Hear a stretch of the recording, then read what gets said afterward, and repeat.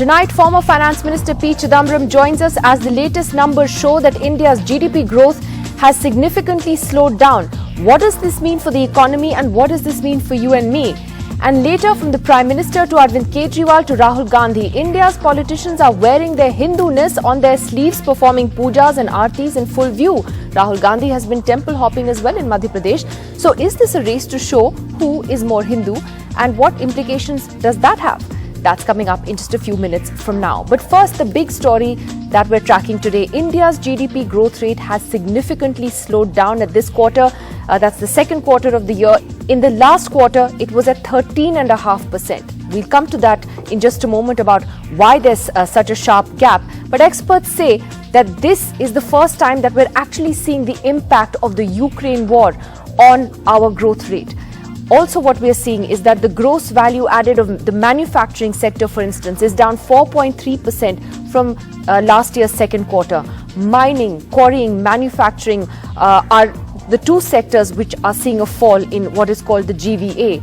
It's clear that this quarter, our economy has been hit by global supply disruptions, by high inflation, as well as rate hikes. Well, joining us now to try and make sense of these figures is the former Finance Minister of India, Mr. P. Chidambaram. Mr. Chidambaram, your tweets earlier today suggested that we might actually see even worse figures in Q3. However, the government says that this was very much in line with what they had predicted and that we're still on a relatively decent path of growth from here onwards. What would you say? These comparisons are meaningless and odious. These comparisons must be made between countries which are at the same stage of development with the same per capita income. There is no point comparing ourselves with larger economy, with higher per capita incomes and higher standard of living, be that as it may. I'm afraid that the next quarter will be just as bad, if not worse. I'll tell you why. The three concerns that you put on your screen, global supply disruptions, high inflation, and high rates of interest, they will continue. They will continue. And if they continue, how can the growth rate be significantly higher and even equal to the second quarter growth rate? Well, the chief economic advisor today told reporters, the chief economic advisor to the government, that the GDP is on track to be between 6.8 to 7% in the current fiscal, which is what I was asking you about earlier, but that he believes that domestic inflation is likely to ease in the next few months. That private capital expenditure is also picking up. Do you not see any rays of positivity at all in the next few months? The chief economic advisor is by duty intended to be the chief optimist of the government. Therefore, I don't blame him. The Reserve Bank has been saying that inflation will ease, interest rates will come down, the chief economic advisor says, but all that has to be seen when it happens.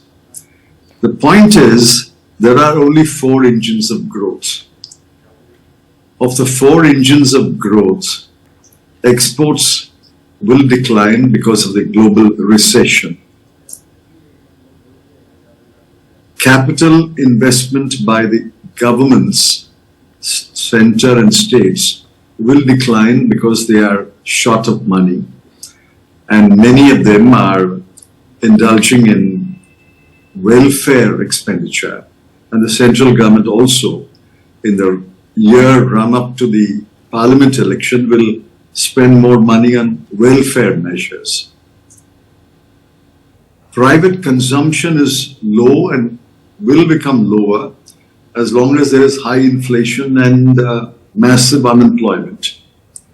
Therefore, the only thing that we can hope for is private investment.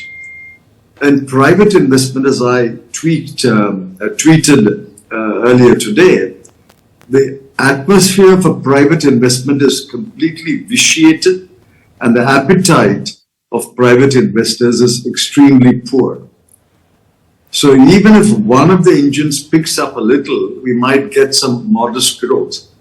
But if all four engines are sputtering or stuttering, what is the prospect of high growth?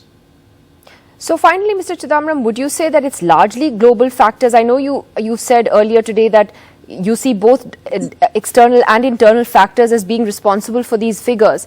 But is it that we are feeling the impact of Ukraine now in a big way or on our economy? Ukraine, the post-COVID situation in some countries, high inflation, these are the causes. And if markets around the world shrink, not in an absolute sense, but if they grow at a slower rate, it will impact us. It will impact us in our exchange rate, in our interest rate, in our ability to contain inflation. It will impact us.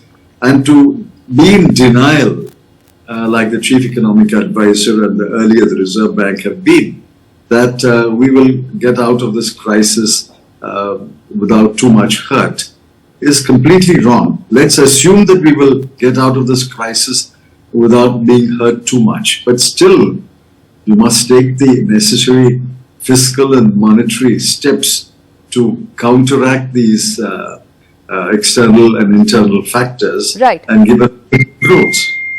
All right, Mr. Chidambaram, thanks very much for joining us. Good to get your perspective on where things stand. The government is certainly more optimistic than you are, but let's see how things play out in the next few months. Thank you.